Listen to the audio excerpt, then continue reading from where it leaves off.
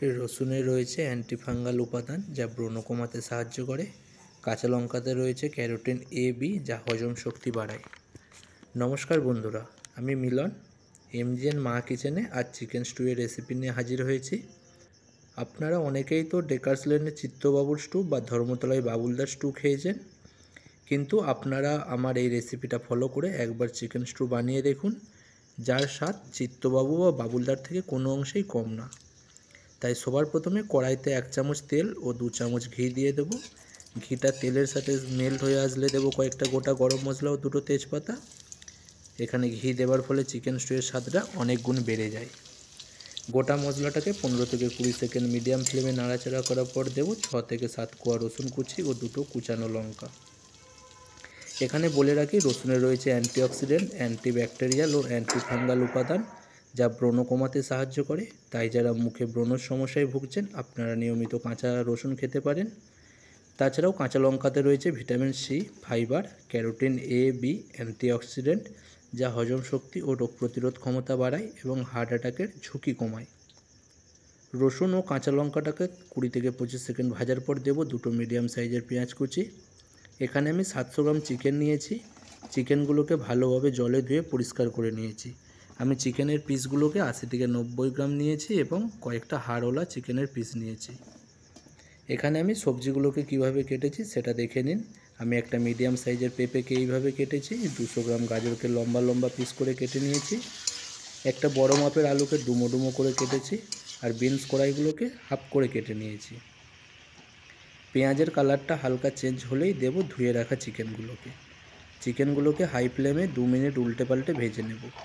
চিকেনটার colour সাদা হয়ে আসলে দেব পেঁপে, গাজর ও আলুটাকে। এখানে বিনস কড়াই আমি দেব না।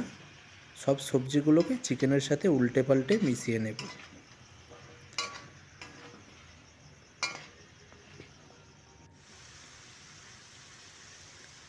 সব কিছু মেশানো হলে দেব সামান্য সাদা লবণ, সামান্য হলুদ গুঁড়ো, 2 চামচ বিট লবণ, 1 চামচ গোলমরিচ গুঁড়ো, 2টো গোটা পেঁয়াজ ও ধনেপাতার ডাঁটিগুলো।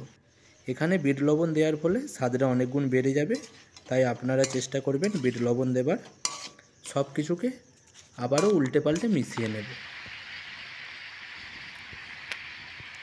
দেখতেই পাচ্ছেন কত সুন্দর আমার কালার হয়েছে। গোটা পেঁয়াজগুলো যখন স্টুয়ের সাথে খাবেন তখন এর স্বাদ হবে অনন্য, তাই আপনারা পেঁয়াজটা অবশ্যই দেবেন। 10 মিনিট পর দেব পরিমাণ মতো জল দিয়ে সব কিছুকে একবার নাড়িয়ে একটা ঢাকনা দিয়ে ঢেকে দেব সব কিছু সেদ্ধ হবার জন্য। এই সময় গ্যাসের ফ্লেমটাকে লো টু মিডিয়াম রাখতে হবে।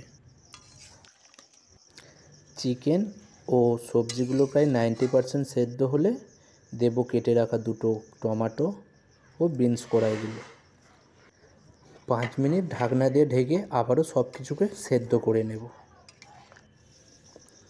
সবশেষে 1 চামচ জিরে গুঁড়ো, 1 চামচ গোলমরিচ গুঁড়ো ও কুচানো ধনেপাতা দিয়ে মিশিয়ে 2 মিনিট ফুটিয়ে নিলেই রেডি চিকেন স্টু।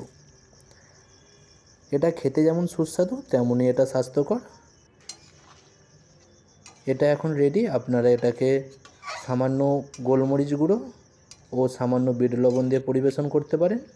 আমার এই রেসিপিটা ফলো করে আপনারা একবার বাড়িতে বানিয়ে দেখুন এবং কমেন্ট করতে ভুলবেন না।